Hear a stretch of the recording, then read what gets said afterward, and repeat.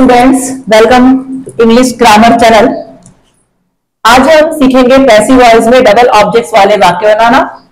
तो पहला वाक्य है ये, my father gave me a dictionary on my birthday. ठीक है, यहां पर जो है ये मी जो है ये हमारा ऑब्जेक्ट है, ऑब्जेक्ट। ठीक है, और एक ऑब्जेक्ट है ए डिक्शनरी, ये भी हमारा ऑब्जेक्ट है, यानी ये दो ऑब्जेक्ट वाले वाक्य हैं। ठीक है, पहला ऑब्जेक्ट मी और दूसरा ऑब्जेक्ट है हमारा ए डिक्शनरी। अब यहां पे हम देखेंगे कौन सा डायरेक्ट और इनडायरेक्ट ऑब्जेक्ट होते हैं। जो डायरेक्ट ऑब्जेक्ट जो है वो किसी वस्तु के लिए होता है। ठीक है, जो वस्तु है उसको हम डायरेक्ट ऑब्जेक्ट कहते हैं, है ना। तो हम यहाँ पे कौन सा डायरेक्ट ऑब्जेक्ट क्या है, ए डिक्शनरी। और इनडायरेक्ट ऑब्जेक्ट क्या है हमारा, मी। ये किसी व्यक्ति का सर्वनाम, व्यक्ति के सर्वनाम दिए होते हैं, जैसे मी, अस, है ना, हर, हिम इत्यादि। तो ये जो है इनडायरेक्ट ऑब्जेक्ट कहलाते हैं, और ये डायरेक्ट जो वस्तु के लिए आते हैं डायरेक्ट ऑब्जेक्ट कहलाते हैं। अब हमें जब हम सॉल्व करेंगे तो हम दोनों ऑब्जेक्ट में से किसी एक को भी ले सकते हैं। जैसे पहला हमने लिया, ठीक है, डायरेक्ट ऑब्जेक्ट लेते हैं, तो हम लिखेंगे ए डिक्शनरी, ए डिक्शनरी। ठीक है, और पहले हम देखेंगे कि ये कौन से टेंस में है। ये है पास्ट सिंपल टेंस में। ठीक है, मेन वर्ब का सेकेंड फॉर्म दिया है। और डिक्शनरी सिंगुलर नाउन है, इसलिए हम लिखा देंगे वाज। और डिक्शनरी वाज। ठीक है, मुख्य क्रिया का मेन वर्ब जो है इसका हम थर्ड फॉर्म लगा देंगे, गिवन।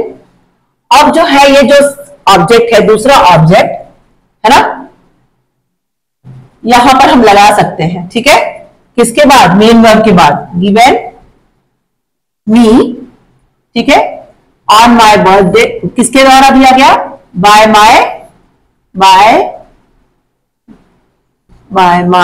फादर। अदर क्या है, ऑन माई बर्थडे। तो हमारा सेंटेंस हो गया बच्चों, a dictionary was given me by my father on my birthday.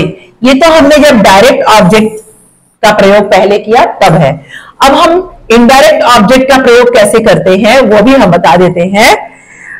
Indirect object को पहले जब हम लिखते हैं तो इसका फर्स्ट फॉर्म लिखते हैं। इसका फॉर्म क्या होगा, मी के जगह पे हम लिखेंगे आई। क्या लिखेंगे, आई। ठीक है, जैसे हर है तो हम लिखेंगे शी, और हिम है तो लिखेंगे ही। तो हमने मी की जगह पर लिख दिया क्या, आई। ठीक है,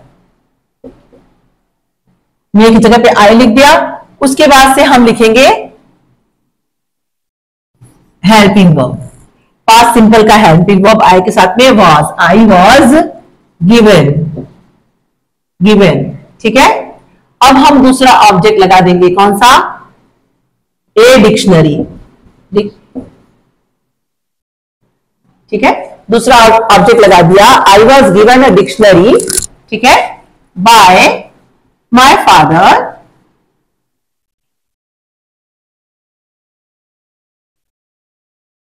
on my birthday. Understand students.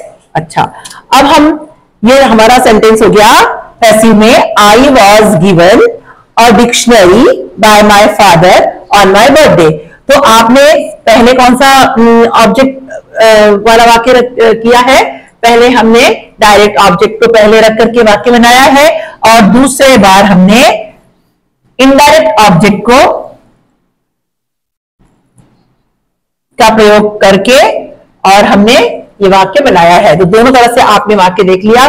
तो इसी तरह से बेटा बच्चों हम ये दूसरा वाक्य करते हैं। मिस्टर मेहता टीचर्स अस इंग्लिश। कौन से टेंस का सेंटेंस है ये प्रेजेंट सिंपल टेंस का। अंडरस्टैंड। अब हमारा टीचर्स, ये अस जो है ये हमारा इनडायरेक्ट ऑब्जेक्ट है, indirect object.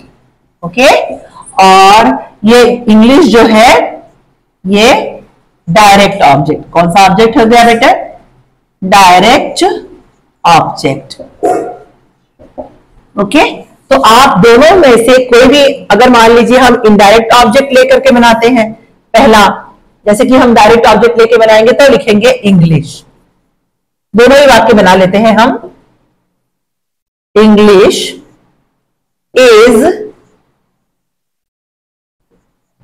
taught by Mr. Mehta, taught as, ये सेकेंड ऑब्जेक्ट मेन वर्ब के बाद में लगा देंगे, as by Mr. Mehta, by Mr. Mehta. Okay, English is taught as by mister Mehta, ये हमारा सेंटेंस हो गया। ओके, अगर हम इनडायरेक्ट ऑब्जेक्ट को लेकर के बनाएंगे तो हम अस का जो फॉर्म हो जाएगा, जैसे कि ये अस है, अस है, अस का हो जाएगा वी, क्या हो जाएगा, वी फर्स्ट फॉर्म। ओके, तो हम अस के लिए वी लिखेंगे, वी के साथ में हम हेल्पिंग वर्ब लगाएंगे are, taught, taught, taught English, taught English by Mr. Mehta। Understand students? We are taught English by Mr. Mehta. तो ये पहला जो था डायरेक्ट ऑब्जेक्ट को लेकर के हमने बनाया, और दूसरा जो है ये इनडायरेक्ट ऑब्जेक्ट को सब्जेक्ट बना करके हमने ये वाक्य सॉल्व किया।